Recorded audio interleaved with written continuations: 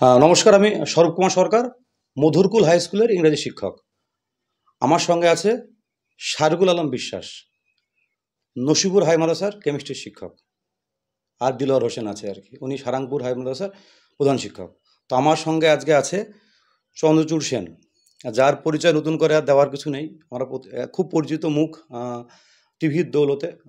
তো আমরা আজ শিক্ষক হিসেবে ওকে অভিনন্দন জানাতে এসেছি আর কি। আমরা অনেক দূর, করিমপুর থেকে আমি কোচবিহার, অনেকটা ডিস্টেন্স আর কি। তো চন্দ্রচূড় আমাদের এলাকায় খুবই জনপ্রিয়। শুধুমাত্র ওর যে কথাগুলো সোশ্যাল মিডিয়ায় বা টিভির দৌলতে যে কথাগুলো, বুদ্ধিদীপ্ত কথাবার্তা, পরিণত বোধ আর কি, ক্লাস 10-এ পড়া একটা ছেলে মাধ্যমিক যে দিল আর কি। তো তার তার বাড়িতে এসেছি। খুব সুন্দর, ওদের বাবা মার ব্যবহার খুব ভালো আর কি। তো চন্দ্রচূড়ও খুব ভালো ছেলে। আমরা এটা মানে ইন্টারভিউ নেওয়ার আগে যে কথাবার্তা হলো তাতে, আর খুব পড়ুয়া। আমরা যখন আসলাম ও বাড়িতে পড়ছিল আর কি, তো আমরা জাস্ট কিছু কথা ওর কাছে শুনবো আর কি। তো চন্দ্রচূড়ের আর একটুখানি জানবো ওর মাধ্যমিকের প্রিপারেশনটা সাবজেক্ট ওয়াইজ কেমন ছিল আর কি। তো আমরা দুজনেই একটু অল্প অল্প প্রশ্ন করবো, আর খুব সংক্ষিপ্ত সাক্ষাৎকার হবে আর কি। তো প্রথমে তোমাকে অভিনন্দন জানাই আর কি, তুমি যে পেয়েছো আর কি, আমাকে অভিনন্দন জানাই। তো তোমার তুমি এখন দেখছো পড়ছো আর কি, তুমি কি কিসের প্রিপারেশন নিচ্ছ এখন এখন বর্তমানে? নিট ইউজির প্রিপারেশন নিউ টিউজি প্রিপারেশন নিচ্ছ আর কি, তার সঙ্গে সঙ্গে বোর্ডের বোর্ডসের প্যারালাল চলছে, প্যারালাল চলছে আর কি, সমান্তরাল। সমান্তরাল চলছে। হুম, তো আমরা দেখলাম যে যারা কিছু এইচএস নিলাম, তারা কিন্তু দুটো দারুণ করে প্রিপারেশন নিচ্ছে এবং হুম, ভালো পরীক্ষাও হয়েছে আর কি। হুম, তো তোমার বাংলা মিডিয়াম ছিল আর কি, হুম, হুম। তো এবার এই যে বইগুলো ফলো করছো আর কি, সেটা এনসিইআরটির বইটা মিলিয়ে ফলো করছো? হ্যাঁ, এনসিইআরটির বই আছে এবং বেশ কিছু রেফারেন্স বই তার সাথে আলাদা করে। তার সাথে আলাদা করে দিচ্ছ আর হুম। কি। তো দুটো প্রিপারেশন নিতে গিয়ে তোমার কোনো অসুবিধা হচ্ছে কোনো? আপাতত তো সবে শুরু হলো, তবে এর আগেও যারা পরীক্ষা দিয়েছে এরকম বোর্ডসের সাথে সাথে কম্পিটিটিভ এক্সামস, তাদের কাছ থেকে অনেক শুনেছি যে তারা কিভাবে চলছে বা করছে, সেটা খানিকটা অনুসরণ করে এখন আপাতত তো শুরু করলাম। শুরু করলে এখন দেখা যাক কতটা দেখা সফল যাক আর কি, হওয়া দেখা যায়। যাক আর কি। তো তুমি পড়াশোনার সঙ্গে তোমার আবৃত্তিও খুব, মানে আর কিছু, আর কি কি করা হয় আবৃত্তি বাদ দিয়ে?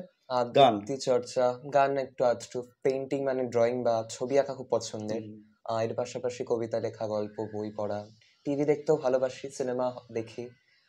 এছাড়া এই তো যা এবং যা তোমার প্রয়োজন। প্রচুর পুরস্কার, আমি 3টে ঘর মিলিয়ে অনেক পুরস্কার, আমি সেই ভিডিও আমি দেবো আর কি। তো তুমি কিছু প্রশ্ন হারগুলো তো করো। আচ্ছা, তুমি নিট ইউজি দেওয়ার জন্য কোনো অনলাইন বা অফলাইনের কোচিং হুম হুম। কি ভাবছো, নিয়েছো না অলরেডি? বলতে গেলে ফিজিক্সওয়ালা এবং আকাশ এই দুটোই মেইনলি নিয়েছি।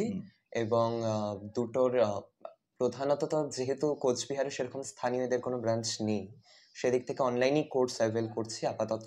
আর মডিউলসগুলো পেয়েছি, আর আকাশে টেস্ট সিরিজটাও নেওয়া আছে। আচ্ছা, সাবজেক্ট ওয়াইজ সবগুলো টিউশন দিচ্ছ নাকি? হ্যাঁ হ্যাঁ, নিয়েছি। আচ্ছা, আর নিট বাদে মানে অন্য কিছু কোনো অপশান তোমার নেই, নিটই তোমার লক্ষ্য? মানে আপাতত বর্তমানে সময় নিট, জেই বা যে কোনোই কম্পিটিটিভ এক্সাম ভাবা যাক যেটা কিনা জাতীয় স্তরের, সেগুলোর ক্ষেত্রে প্রতিযোগিতাটা এতটা বেশি যে যদি একাধিক বিষয় নিয়ে এগোতে চাই তাহলে অনেক ক্ষেত্রে সমস্যা তৈরি হতে পারে। তো আপাতত নিট ভেবেছি, তবে এমনটা নয় যে কেবলমাত্র নিট পরীক্ষাতেই বসবো, ওগুলোও একবার একটু ট্রাই করে দেখতে পারি। ফিজিক্স, কেমিস্ট্রি, বায়োলজি এই তিনটের বই তুমি ডাব্লিউবি মানে ওয়েস্ট বেঙ্গল বোর্ডের বই ফলো করছো, না এর সঙ্গে আরো অতিরিক্ত কিছু? আমার আপাতত সাবজেক্ট কম্বিনেশন হচ্ছে ফিজিক্স, কেমিস্ট্রি, বায়োলজি, ম্যাথ। তো সেদিক থেকে দেখতে গেলে বোর্ডসেরও বই আছে, তার পাশাপাশি অন্যান্য বিভিন্ন প্রকাশনা ইত্যাদি বইগুলো নিচ্ছি। কাইন্ডলি ফিজিক্স, কেমিস্ট্রি আর বায়োলজি যে বইগুলো, একটু রেফারেন্স বই যেগুলো পড়ছো মানে সেগুলো যদি এনসিইআরটি বলতে। বই তো আছেই, তার সাথে ফিজিক্সের ক্ষেত্রে ওই ডিসি পান্ডের বইগুলো, তারপরে সেন্ট কেজ যেগুলো থাকতে পারে, এবং পরে এইচ.সি. বর্মার ভাবা যাবে। আচ্ছা আচ্ছা কেমিস্ট্রির ক্ষেত্রে এনসিইআরটি আছে, এবং তার সাথে এন অবস্থি বা বিভিন্ন অন্যান্য অর্গানিক ইনঅর্গানিক কেমিস্ট্রি পার্টস গুলো হয়, বিষয়ভিত্তিক ফিজিক্যাল কেমিস্ট্রি, বিষয়ভিত্তিক যেটাই। Organic chemistry. হ্যাঁ, তারপরে আমাদের বায়োলজির ক্ষেত্রে এনসিইআরটি বেশি ফোকাস করছি, তবে এনসিইআরটি বাদ দিয়েও বায়োলজির ক্ষেত্রে ওই এমটিজির যে ফিঙ্গার টিপস বইটা ফিঙ্গার হয়, টিপস। সেটা দেখছি। আর এগুলোর সাথে সাথে সমান্তরাল ভাবেই যে কোচিং সেন্টার গুলো, মডিউলস গুলো, সেগুলোকে করছি। সেই সঙ্গে মক টেস্ট। মক টেস্ট চলছে ওখান থেকে। আচ্ছা, তাহলে কেমিস্ট্রি যে অর্গানিক পার্টটা, এটা তো খুব ভাইটাল একটা পার্ট, হ্যাঁ হ্যাঁ। যেটা মেডিকেল, তুমি এমবিবিএস যখন করবে তখন মেডিসিনাল যে মেডিসিন যে ওখানে লাগে প্রচুর। তো অর্গানিক কেমিস্ট্রি যে মেকানিজম পার্ট, তার জন্য কোনো স্পেশাল বই কোনো কোনো কিছু কিনেছো? আপাতত বলতে গেলে হচ্ছে যেহেতু সবেমাত্র শুরু হলো, আসলে সবেমাত্র শুরু হলো, তো এখন অর্গানিক পার্টে পৌঁছয়নি, আপাতত ফিজিক্যাল পার্টটা চলছে। ও লাস্টের দিকে আছে, লাস্টের দিকে ওটা অর্গানিকটা আছে, তখন হয়তো টিচার কিছু যেটা সাজেস্ট করবেন। ঠিক আছে। আচ্ছা, এবার আমি আমি একটু মাধ্যমিকের খুব ভালো রেজাল্ট, সব টপ রেজাল্ট, আমি একটু আর একটা কথা, ও কিন্তু খুব ভালো ইংলিশও বলে। একটা ইন্টারভিউ ওর খুব মানে খুব পপুলার হয়েছিল আর কি। তো তুমি বাংলা মিডিয়ামে পড়েছো, তো এই যে ইংরেজিতে কথা বলার দক্ষতা তোমার কি থেকে আসলো আর কি? ছোট থেকে অভ্যাস ছিল না? ছোট থেকে অভ্যাস ছিল বলতে একটা ইচ্ছে ছিল যে বাংলা সাথে সাথে ইংরেজি ভাষাটাকে আয়ত্ত করব। এটার মানে এই নয় যে বাংলা বা মাতৃভাষার প্রতি আমাদের আকর্ষণ কমে যাচ্ছে, তা নয়। এটা তো অস্বীকার করা যায় না যে বর্তমানে আন্তর্জাতিক স্তরে কথা বলতে গেলে আমাকে ইংরেজিটা জানতে হবে। সুতরাং আমি মনে করি যে বাংলা মিডিয়ামে পড়েও আমি যদি ইংরেজিটাকে সমানভাবে দখল করতে পারি, সমানভাবে দখল করার অর্থ এই নয় যে আমাকে একেবারে ইংরেজিতে একেবারে বলা যেতে পারে হিমালয়ের সম পাণ্ডিত্য অর্জন করতে হবে, তা নয়। অন্তত পক্ষে ইংরেজি সেই অ ক খ টুকু জানা, যার মাধ্যমে আমি একজনের সাথে কথোপকথনটুকু এই করতে পারবো। তাগিদটা কবে থেকে অনুভব করছো? ছোট থেকেই অনুভব ছিল? আমার ইচ্ছে ছোটবেলা থেকেই আর কি। ইংরেজি আমার বাংলার সাথে সাথে একটা পছন্দের বিষয়। খুব ভালো জিনিস এটা কিন্তু। কেবলমাত্র বাংলা সাহিত্যই পড়েছি তা নয়, ইংলিশ লিটারেচারও অনেক পড়েছো? দেখি। আচ্ছা, এবং আমি একটু পজ করি। তো ইংরেজি যে নোভেল যেগুলো, হুম। সেগুলো কোনো তোমার প্রিয় রাইটার কে, মানে বেস্ট আপাতত আমার সেইভাবে অতটা ঝোঁক জন্মায়নি, তবে আমাদের ক্লাস 11-12 এর অর্থাৎ একাদশ দ্বাদশ শ্রেণী বোর্ডসে বিষয়ভিত্তিক যেগুলো আছে। শেক্সপিয়ারের যে টেক্সট বুক গুলো, সেখানে যে আর কি নোভেলস গুলো থাকে, সেগুলো পড়তে ভালো লাগে। তবে ভারতীয় লেখকদের মধ্যে মুল্ক রাজ আনন্দ, আর কে নারায়ণ, বাহ, তাদের রাস্কিন বন্ড লেখাগুলো। কিছু পড়েছো? রাস্কিন বন্ডের অ্যাকচুয়ালি সেরকম একেবারে নোভেল বা একটা আদ্যন্ত নোভেল পড়া হয়নি, কিছু কিছু টুকরো টুকরো স্টোরিজ। আর স্টোরিজ গুলো, হ্যাঁ, হ্যাঁ। বর্তমানে তো অনলাইন যুগে অনেক আর্কাইভস পাওয়া যায়, হুম, সেখান থেকে বিভিন্ন বইপত্র পড়ার মাঝে মাঝে সুযোগ করে নিই। এবং এখন তো তোমার এই যে তোমার অভ্যাসের জন্য তোমার এখন যে কোনো ইংলিশে বই পড়তে তোমার কোনো অসুবিধা হচ্ছে না? সেরকম তো অসুবিধা হয় না, তবে কিছু কিছু ক্ষেত্রে যদি কোনো কঠিন কিছু থাকে তাহলে ডিকশনারি হেল্প ডিকশনারির নিয়ে সাহায্য নিই, নিচ্ছ? হয়ে যায়। হ্যাঁ, আচ্ছা। ডিকশনারি কার তোমার? অক্সফোর্ডের অক্সফোর্ডের advance learners. Advance learners plus concise একটা আছে। আচ্ছা, কনসাইজ একটা আছে। হুম। আচ্ছা, আমার একটুখানি আমি সাংবাদিক না, শিক্ষক হিসেবে তুমি যদি তোমার তোমার দারুণ প্রিপারেশন ছিল, সাবজেক্ট ওয়াইজ যদি তুমি একটু প্রিসাইজ করে দাও, মানে মাধ্যমিকের কথা বলছি, বাংলার প্রিপারেশন কেমন ছিল একটু যদি 2-3 মিনিটের যদি বাংলার প্রিপারেশন বাংলার? বাংলা পরপর একটু যাই। হ্যাঁ, হ্যাঁ হ্যাঁ, মানে বাংলার প্রিপারেশন বলতে সত্যি কথা বলতে গেলে আমার বাংলা রেফারেন্স ছিল, কিন্তু আমি রেফারেন্সটাকে মেইনলি এমসিকিউ গুলোর জন্যই ফলো করতাম। তবে বড় প্রশ্ন বা এই সমস্ত কিছু বিষয়, প্রবন্ধ, এগুলো আমি টোটালি টেক্সটের উপর ডিপেন্ড ছিলাম। প্রবন্ধ আমার যিনি টিউশন টিচার, তিনি কিছু নোটসের মতো দিতেন, সেটাকে ফলো করতাম। তবে সবসময় আমার স্কুলের টিচার সহ টিউশন টিচার্সরা বলতেন যে যত করে প্রবন্ধের মধ্যে একটা মৌলিকত্ব আনা যাবে, যাতে করে কিনা এইটাই আমার আমি আসছিলাম, লেখা মৌলিকত্ব। হ্যাঁ, প্রবন্ধ একদম আর কারোর সাথে না মেল না, খায়, হ্যাঁ, হ্যাঁ। সেটার উপর জোর তার দিতে। জন্য তাই কি আমাকে জোর দিই সেটা তুমি নিজে লিখতে? তার জন্য কেমন করে জোর দিয়েছি বলতে, ওই বললাম ছোট থেকে লেখালেখির শখ, তো সেদিক থেকে দেখতে গেলে আমার ওই প্রবন্ধটা কি করে যেন চলে আসে, মানে আমি এটা জানি না কিভাবে, মানে হয়তো বিভিন্ন সাহিত্য নিয়ত পাঠ করতে করতেই হ্যাঁ, ওটা হ্যাঁ, হয়েছে। অভ্যাস হয়েছে আর কি। হ্যাঁ, তো এছাড়া যেই ধরনের প্রবন্ধগুলো হতে পারে যে একটা পরীক্ষার জন্য অতি সম্ভাব্য থাকে, সেগুলোকে একটু পড়লাম, তার মাধ্যমে একটা আহ প্রাক প্রস্তুতি বলা যেতে পারে, ওই বিষয়টা সম্পর্কে জেনে নিলাম ভালোভাবে। হুম, তারপর সেটাকে আগাগোড়া একটু সাজিয়ে গুছিয়ে মেনলি পয়েন্ট করে লেখার চেষ্টাটা রাখতাম। বাবা, খুব সুন্দর। ইংরেজি ক্ষেত্র তাই। ইংরেজি ক্ষেত্র তাই। ইংরেজি মানে তুমি এমন সমস্ত নয় নিজে যে আমি নিজে খুব লিখেছো? এমন নয় যে আমি ওটাকে মুখস্থ করে তারপর লিখতাম, কখনোই না। আমি একটাও ইংরেজিও কখনো কিছু মুখস্থ করিনি, বা বাংলাতেও কিছু মুখস্থ করিনি, সবটা তো এটা বানিয়ে তো লেখা। খুব সুন্দর একটা অভ্যাস, নিজে লেখার ক্ষমতা। তো অনেকে নিজে লিখতে পারে না আর কি। তো তুমি এই অভ্যাসটা তোমার একদম ছোট থেকেই? হ্যাঁ, আমি মানে আমার যিনি টিউশন টিচার্স বা আমার যিনি স্কুল টিচার্স, তারা যখন আমার খাতা বা ইত্যাদি মূল্যায়ন করতেন, তারা আমাকে একটা স্বাধীনতা দিয়েছিলেন। সে স্বাধীনতাটা হচ্ছে নিজে লেখার স্বাধীনতা। মানে তারা কখনো চাননি যে তারা একটা বিষয় দেখিয়ে দেবে, আমাকে ওই জায়গাটুকুর মধ্যেই সীমাবদ্ধ থাকতে হবে, তা নয়। আমি আমার নিজের লেখনীকে বিকশিত করে যতদূর লিখতে পারবো, তারা ঠিক ততটাই দেখতে চাইতেন। এবং যেহেতু একটা বিষয় হচ্ছে যে বাংলা বা ইংরেজির ক্ষেত্রে একটা ওয়ার্ড লিমিট বা শব্দ সীমা থাকে, ওই নির্দিষ্ট শব্দ সীমার মধ্যে কি করে ওই টপিকটার উপর যাবতীয় বিষয়কে উপস্থাপিত করা যায় একটা ছাঁচে, এই লেখাটা আমার মনে হয় যে খুব অভ্যাসের মধ্যে দিয়ে একমাত্র আসতে পারে। আর ভোকাবুলারি ইংলিশে 4 নম্বর 4 দুগুণ 8 নম্বর ভোকাবুলারি থাকে, তার জন্য তোমার প্রিপারেশন কেমন ছিল? হ্যাঁ, এটা একটা ব্যাপার হচ্ছে যে অনেক ক্ষেত্রে আমি দেখেছি, এটা আমার ক্লাস 9 থেকেই, যেহেতু ক্লাস 10 এর আগেও 9 এও একইভাবে আনসিন প্যাসেজ ইত্যাদি থাকে যেখানে ভোকাবুলারি গুলো থাকে। তো আমার একটা অনেক বড় কৌতূহল বা বলা যেতে পারে দুর্বলতার জায়গা ছিল এই নিয়ারেস্ট মিনিং বা সিনোনিমস গুলো, যেটা হয় 4 দুগুণ 8 নম্বরের। তো ওটার জন্য আমি ফলো করতাম হচ্ছে বারবার করে কেবলমাত্র নিজে টেক্সটের সীমাবদ্ধ না থেকে টেক্সটের বাইরে বিভিন্ন বই পড়া। টেক্সটের বাইরে বই মানে আমি রেফারেন্স বলছি না, মানে যেটা আমি বললাম ইংলিশ লিটারেচার। তাহলে ওটা পড়তে গিয়ে অনেক সময় কি হয় যে কোনো একটা শব্দের যদি আমি অনুপুঙ্খ অর্থ নাও জানি, সেই শব্দটা যেই বাক্যে ব্যবহৃত হয়েছে তার প্রয়োগার্থক দিক থেকেও কিন্তু আমি তার অর্থটাকে একটা অনুধাবন করতে পারি। তো ওই ব্যাপারটা তৈরি হতে পারে একমাত্র আমার বোধগম্যতার উপর, যে আমি ওটা কতটা বুঝলাম। ডায়েরিতে লিখে নোট করতে ওয়ার্ড মিনিংগুলো হ্যাঁ, ওটাই হচ্ছে যে পরীক্ষার টেস্টের যে আগে, টেস্টের আগে অবধি সেরকম আলাদা কোনো প্রিপারেশন ছিল না। টেস্টের পরের থেকে আমি ওই সিনোনিমস গুলোর জন্য একটা আলাদা করে খাতা বানিয়েছিলাম, যেখানে আমি ওগুলোকে টেস্ট পেপার গুলো আসতো, পর্ষদের টেস্ট পেপার বা এবিটিএ টেস্ট পেপার বা আরো যে সমস্ত ছিল, সেই টেস্ট পেপার থেকে ওগুলো করে ঠরে নিয়ে ওগুলো আমরা এক জায়গায় আমি তুলে রাখতাম। তুলে রেখে সেগুলোকে প্রতিদিন একবার একবার করে চোখ বুলাতাম যতটা সম্ভব হতো। তোমার সাম্প্রতিক নলেজ আছে, তুমি কি ইংলিশ নিউজ পেপার বা খবর শোনো? ইংলিশ পেপার পড়ার অভ্যাস আছে তোমার? মাধ্যমিকের শুরুর দিকে প্রিপারেশনে যখন ক্লাস 10 তার শুরুর দিকে আমি টেলিগ্রাফ পেপারটা নিতাম। নিয়েছিলাম এই কারণেই, কেননা আমাদের রিপোর্ট রাইটিং একটা ব্যাপার থাকে ইংলিশে, রিপোর্ট রাইটিং গুলোকে এসেছিল এবার? হ্যাঁ হ্যাঁ এসেও ছিল। কারেন্ট টপিক, তো ওটা ওইভাবে আমি রাখতাম। তবে সচরাচর সবসময় পড়া হয়নি, পড়ার সুযোগ হয়নি। এছাড়া মোবাইল বা টিভির মধ্য দিয়ে সাম্প্রতিক খোঁজ খবর রাখতাম, এটা জানা যায় আর কি। আচ্ছা, কারণ কুইজিং এ আমার একটা শখ আছে। আমি একটু জানি তোমার ইংলিশের যে বাংলা এবং ইংলিশের ব্যাকরণ একটা গুরুত্বপূর্ণ জিনিস, গ্রামারটা তোমার যে বলে না বেস খুব স্ট্রং, ফান্ডামেন্টাল ব্যাপারটা, সেটা তোমার কবে থেকে তুমি এরকম করেছো ফান্ডামেন্টাল, যেটা তুমি লিখতে সাহায্য করে, নির্ভুল ইংলিশ লিখতে সাহায্য করেছে এগুলো? আর অ্যাকচুয়ালি ক্লাস মানে বেস ব্যাপারটা তো অনেক ছোট থেকেই তৈরি হয়, ভিত্তিটা। আমি বলবো যে এই সম্পূর্ণ কৃতিত্ব আমি দেবো আমার টিচারদেরকে, যারা কিনা আমাকে খুব সুন্দরভাবে পড়িয়েছিলেন এবং আমিও বুঝেছিলাম তাদের পড়াটা। আমার মনে হয় যে বেসটা আগে থেকে তৈরি হয় এবং তারপরে সেখানে প্রলেপটা পড়ে। তো সেদিক থেকে দেখতে গেলে ওই বাংলা ইংরেজি ব্যাকরণ দুটোই ছোট থেকে খুব আমার পছন্দ হতো। মানে ব্যাকরণ জেনে তারপর ব্যাপারটাকে নিজে থেকে তৈরি করা, সেটাকেই আমি বলবো যে প্রকৃতগতভাবে তাহলে আমার কোনোখানে ভুল ভ্রান্তি থাকে না।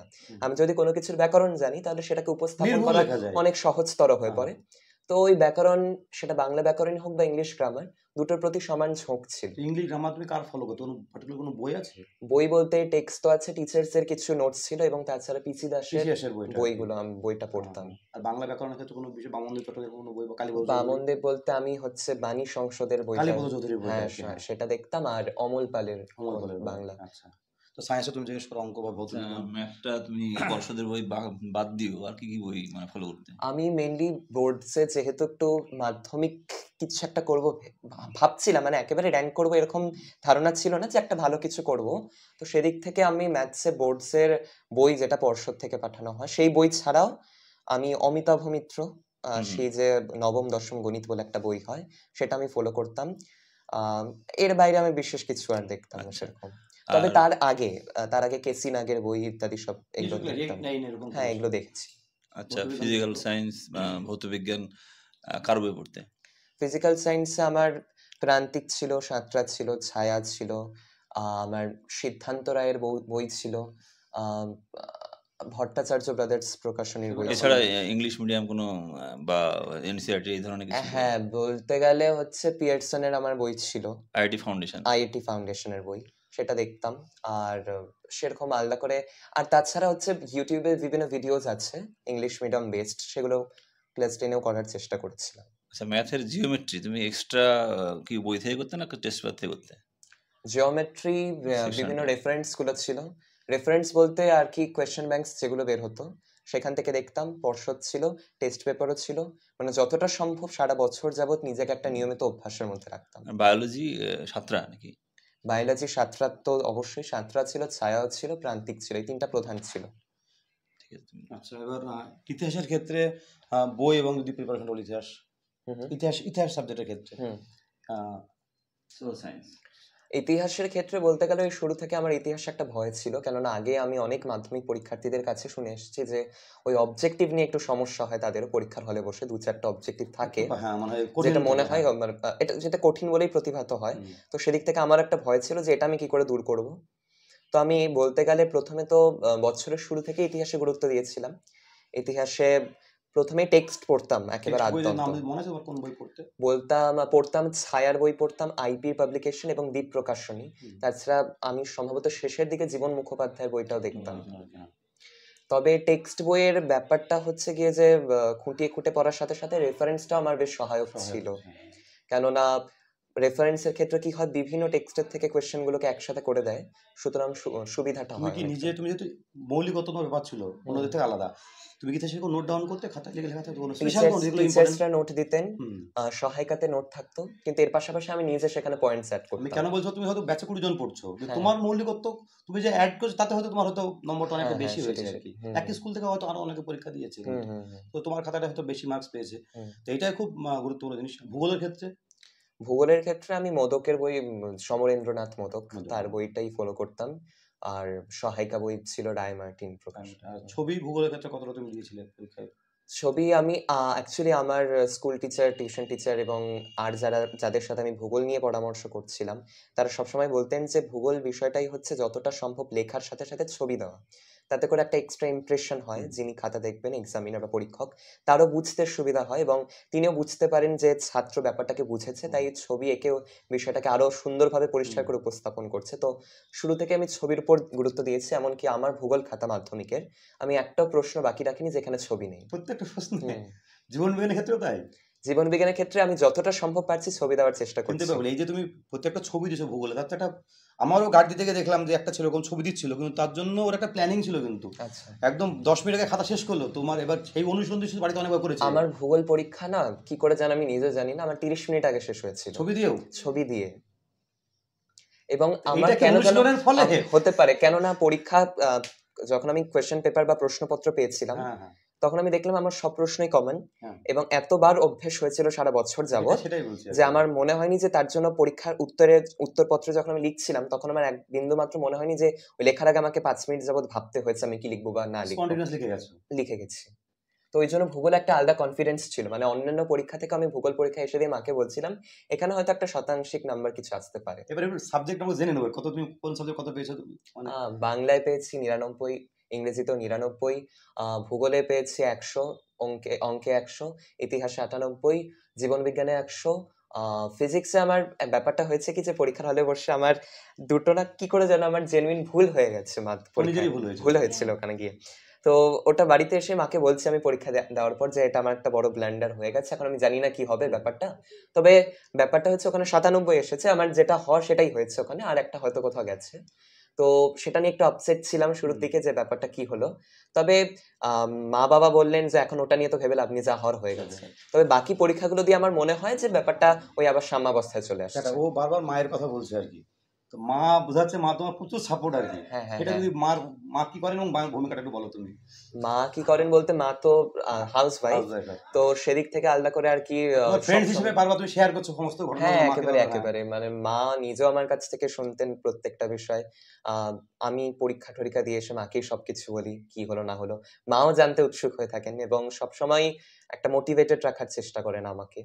তো মাধ্যমিক পরীক্ষার আগে পরে বা শুধু মাধ্যমিক কেন, প্রতিটা প্রথম মুহূর্তেই মুহূর্তেই আর কি। হ্যাঁ, সবসময় উনির সাথেই আছেন। আর হ্যাঁ। সবচেয়ে বড় কথা যে আমি তো পড়ছি কিন্তু আমার পড়াটাকেও একটা নিয়ম, একটা সময়ের মধ্যে রাখা, তার পেছনে নেপথ্য শিল্পী আমার মা।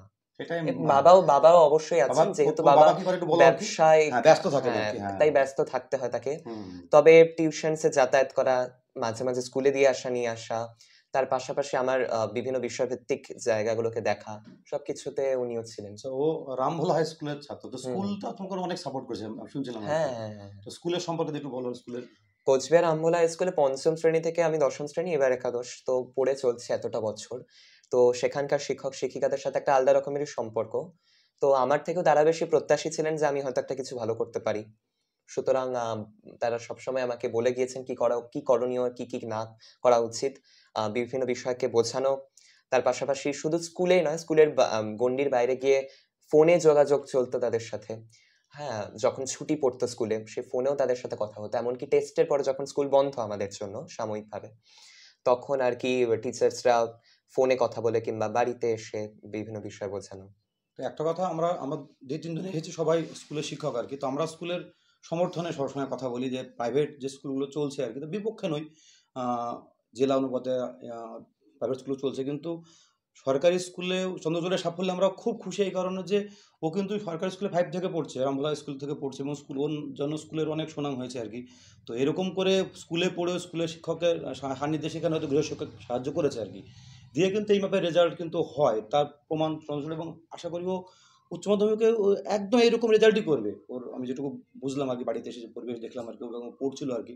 তো ওর যে ডেডিকেশন আছে, যে পরিশ্রম করার ক্ষমতা এবং ওর পরিণত বোধ যেটা আছে আর কি, এবং ও আমি আগেই জানি ওর ডাক্তারি লক্ষ্য আছে, তার জন্য প্রিপারেশন শুরু করে দিয়েছে আর কি। তো এইটাই যে চন্দ্রচূড় সেনের মতন স্টুডেন্ট বা এরকম স্টুডেন্ট যদি সরকারি স্কুলকে বিশ্বাস করে, যদি অভিভাবকরা আর কি, তাহলে কিন্তু সরকারি স্কুল থেকেও এরকম বহু চন্দ্রচূড় সেন বেরোবে এবং রেজাল্ট ভালো হবে। তোমার কি মত এই ব্যাপারে? স্কুলের আমরা সাপোর্টার আর কি, স্কুলটা মানুষ যাক আর কি রেগুলার। তুমি রেগুলার স্কুলে কেমন যেতে আর কি? ততটা নিয়মিত ছিলাম না, কিন্তু আমি যেতাম। ক্লাস 10 হয়তো অনেকটাই চাপ ছিল, এত প্রিপারেশন ছিল আর কি। দেখতে গেলে তোমার রুটিন কি, তোমার মা যে একটা নির্দিষ্ট রুটিন, তুমি অর্গানাইজ থাকতে সারাদিনে, তাই না? অর্গানাইজড থাকতাম, কিন্তু ছক বাঁধা রুটিন ছিল না যে এই দিন এটাই পড়বো বা ওই দিন সেটাই পড়বো। বিষয়ের আপেক্ষিক গুরুত্বের উপর বিচার করে রুটিনের পরিবর্তন করতাম আর কি। আর তোর এই যে কথাবার্তা, এটা ছোট থেকে তুমি এত সুন্দর কথা বলো আর কি, মানে পরিণত মানে কথা, মানে কত গুছিয়ে কথা আর কি। ডিবেট বা এই ধরনের নাটক কোনো পার্টিসিপেট করতে? বলতে গেলে তাৎক্ষণিক বক্তৃতা খুব রিসেন্ট একটা শখ বলা যেতে পারে। ক্লাস 9 থেকে এই মক পার্লামেন্ট যেগুলো হয়, সেখানে ওই তাৎক্ষণিক বক্তৃতা একদিন হঠাৎ করে স্কুল থেকে আমাকে নাম দেয় যে আমি নাকি বলতে পারবো। তো সেখানে যখন গিয়েছি একেবারে ডিভিশন লেভেল অব্দি গেলাম, রাজ্য স্তরে সিলেক্ট হলাম, কিন্তু সেই বছর কোনো কারণবশত সরকারের তরফ থেকে রাজ্য স্তরে প্রতিযোগিতাটা অনুষ্ঠিত হয়নি। মানে চন্দ্রের শব্দ চয়ন এবং ভাষার দক্ষতা কিন্তু খুবই ভালো। এইটা তোমার মানে বই পড়ার ফলে হয়েছে বা জন্মগতভাবে তুমি প্রতিভা এরকম ব্যাপার? সহজাতভাবে তো আর ভাষা শেখা যায় না, তবে তারপরে আমি বলতে পারি হ্যাঁ, ওই চর্চা বা বিভিন্ন বই পড়ার মধ্যে দিয়ে সবাই আকৃষ্ট হচ্ছে তোমার এই কারণে। তোমার শব্দ চয়ন, আমাকে স্কুলে অনেক মাস্টার বলে, বাংলা শিক্ষকরাই বলেছে যে ওর এত সুন্দর ভাষার দক্ষতা, ইংলিশ বাংলা দুটোই আর কি, এবং শব্দ চয়ন, উপযুক্ত শব্দ ব্যবহার করতে পারছে, এটাও কিন্তু দারুণ একটা মানে মানে কি বলবো, কৃতিত্বের অধিকারী। এটা তোমাকে সবাই পছন্দ করছে, তারা একমাত্র তোমার শব্দ চয়ন এবং ভাষার দক্ষতা আর কি। আমার ব্যক্তিগত তাই মনে হচ্ছে, আমি ইংরেজি শিক্ষক আর কি। তো এইটাই মনে হয়েছে। ওটাই প্রচুর রিডিং হ্যাবিট না থাকলে এটা হয় না, প্রচুর পড়ে। তুমি লিটারেচার মানে বাংলার ক্ষেত্রে কোন লেখক তোমার প্রিয়? বলতে গেলে আমার একেবারে এই লিস্টটা অনেকটা বড়, সারিটা। তো সেদিক থেকে আমার সত্যজিৎ রায়ের যে সকল ডিটেকটিভ গল্পগুলো হয়, ফেলুদা সমগ্র, সেটা আমার পছন্দ আছে আমার বই। তাছাড়া আমার যদি আরো কিছু লেখার কথা বলতে হয়, বঙ্কিমচন্দ্র চট্টোপাধ্যায় লেখা, তার লেখাগুলো ভালো লাগে। বাংলা অনেক বই আছে, যখন যেটা পছন্দ। ছোট থেকেই পড়েছো বইটা? মানে বই পড়তে ভালো লাগতো, ছোট থেকে পড়তাম। তবে ক্লাস 10-এ আর কি ওই গল্পের বই থেকে একটু দূরত্বে ছিলাম, কারণ একবার গল্পের বই একটা শুরু করলে ওটা যতক্ষণ না শেষ হয় তখন ওই আত্মতৃপ্তিটা আসে না। এবং আমি সাকাতে তোমার তো একটা কনফিডেন্স ছিল যে একটা মোটামুটি একটা রাজ্য স্তরে ভালো রেজাল্ট, তোমার একটা কনফিডেন্স ছিল না পরীক্ষা দেওয়ার পরও? পরীক্ষা দেওয়ার পর মা বাবাকে জানিয়েছিলাম কিছু একটা ভালো হতে পারে। তো অনেক অভিনন্দন চন্দ্রকে, খুব ভালো লাগলো ওর সঙ্গে কথা বলে। একদম কাছ থেকে, আমরা অনেক দূর থেকে এসেছি, করিমপুর থেকে কোচবিহার, অনেকটা জার্নি আর কি। তো ওর সঙ্গে কথা বলে এই ইন্টারভিউ বাইরেও আর কি যে কথা হলো আর কি, খুব ভালো লাগলো। আমরা সবাই মিলে যারা এসেছি বা আরও যারা অনেক আশীর্বাদ করছি, শুভেচ্ছা জানাচ্ছি যেন ও জীবনে মানে চন্দ্রচূড় সেন যেন উচ্চ মাধ্যমিক পরীক্ষা হবে, আবার আমরা খোঁজ করতে চন্দ্রচূড় সেন কোথায় আছে আর কি, বা যখন মেডিকেল দেবে আর কি, তখনও একটা জেলা ওয়াইজ একটা র্যাঙ্ক হয়, নিটের যে সর্বত র্যাঙ্ক হয় আর কি, সেখানে আমরা খোঁজ করবো আর কি, এবং আমরা সফল ও ডাক্তার হবে এবং একদম সফল ডাক্তার হবে আর কি সব দিক থেকে। আর লাস্ট বলবো, ডাক্তারের ক্ষেত্রেও আমার ওর কথা শুনে হচ্ছে অনেকটা মানবিক আর কি, মানে মানবিক বলতে এই সেন্সে মনে হয় যে কিছু ওর বার্তা আছে। ওই ব্যাপার তোমার আছে যে মানে মানুষকে হেল্প করা, সাহায্য করার ব্যাপারটা তোমার মধ্যে এখনো যদি সে ব্যাপারটা এখনো আসেনি? হ্যাঁ, না ডক্টর তো হবো ভেবেছি, তবে সমাজে যে কোনো পেশার মধ্য দিয়ে সামাজিক কাজে অংশগ্রহণ করা যায়। রাজনীতি বা অরাজনৈতিক সবভাবেই উপকার সম্ভব। সেদিক থেকে দেখতে গেলে আমরা পেশাকে তো অবলম্বন করি, একদিক থেকে তো আর্থিক নিরাপত্তা আছে, কিন্তু তার বাইরেও বলা যেতে পারে ওই বহুমুখী নদী পরিকল্পনার মতো একাধিক উদ্দেশ্য সাধন, তো সেটা আর কি হতে পারে পসিবল। তো অনেক অভিনন্দন তোমাকে, তুমি আরো বড় হও আর কি। অনেক অভিনন্দন। ঠিক আছে, নমস্কার। আমার যে ভালো মানে অ্যানসার আপাতত এটা অলরেডি কত করা আছে। ও আচ্ছা, 1.5 বছর হলো মানে এই বাড়িতে ঢুকেছি। ওই যে আমাদের পুরনো বাড়ি। সব ঘরেই ওর হচ্ছে সব আমারই। আমার টোটাল, আমার কলকাতার বুকে প্রচুর কাজ।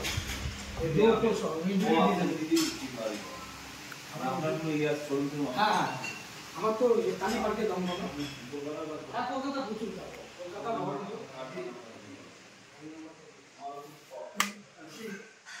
সব ঘরেছি। ওই নিচের ঘরে লাগিয়ে আছে। চলো। এটা হ্যাং হয়ে গেছে না? এবার ঠিক আছে, চলো তাহলে, দেরি হচ্ছে আমাদের। তুমি তাহলে পড়াশোনা করো। হ্যাঁ, না সবথেকে